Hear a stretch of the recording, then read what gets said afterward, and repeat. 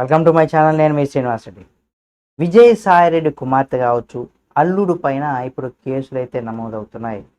ఇంతకు ఎందుకు? ఇప్పుడు ఆయన రాజకీయాలను వదిలేసి వెళ్ళిపోయారు కదా! ఇప్పుడు కుమార్తె మీద, అల్లుడు మీద ఈ కేసులు ఏంటి అనేది కూడా మనలో చాలామందికి ఒక సందేహం అయితే వస్తున్నది.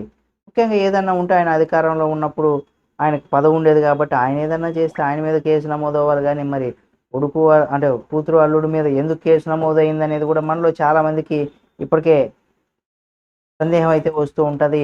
అయితే ఇక్కడ విజయసాయిరెడ్డి గారి కుమార్తె, అల్లుడి పైన కూడా అయితే కేసు నమోదైనట్టుగా తెలుస్తుంది. ఇక్కడ ఎక్స్ సీఎం సలహాదారుగా ఉన్నటువంటి జగన్మోహన్ రెడ్డి గారికి సలహాదారుగా, మరి ముఖ్యంగా కుటుంబంలో చాలా సన్నిహితంగా ఉన్నటువంటి వ్యక్తి విజయసాయిరెడ్డి.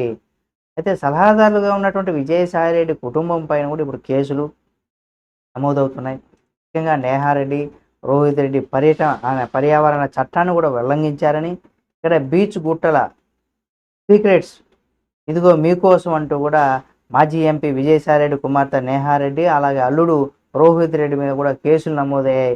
భీమిలి బీచ్లో అక్రమంగా నిర్మించినటువంటి గోడలు కావచ్చు, రిసార్ట్లు కావచ్చు, హైకోర్టుకు చిరాకుగా మారిన వ్యవహారం ఏదైతే ఉందో అది పర్యావరణ నిబంధనలకు ఉల్లంఘించారన్న ఆరోపణలు కూడా AP coastal zone management authority ఆధారంగా అయితే కేసు జనసేన కార్పొరేటర్ మూర్తి యాదవ్ ఇక్కడ ఫిర్యాదు చేయడంతో హైకోర్టు ఆగ్రహాన్ని వ్యక్తం చేసింది.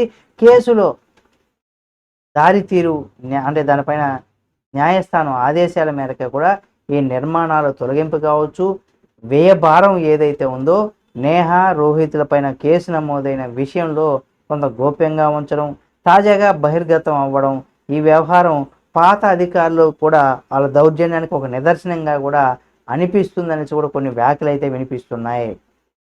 మరి ఎలాంటి పరిస్థితుల్లో ఏం జరుగుతుంది ఏమనేది కూడా చూడాల్సినటువంటి పరిస్థితి. ఈ వీడియో మీకు నచ్చితే లైక్ చేయండి. మరిన్ని వీడియోల కోసం మన ఛానల్ సబ్స్క్రైబ్ చేసుకొని పక్కనే ఉన్న బెల్ బటన్ నొక్కడం మాత్రం మర్చిపోకండి.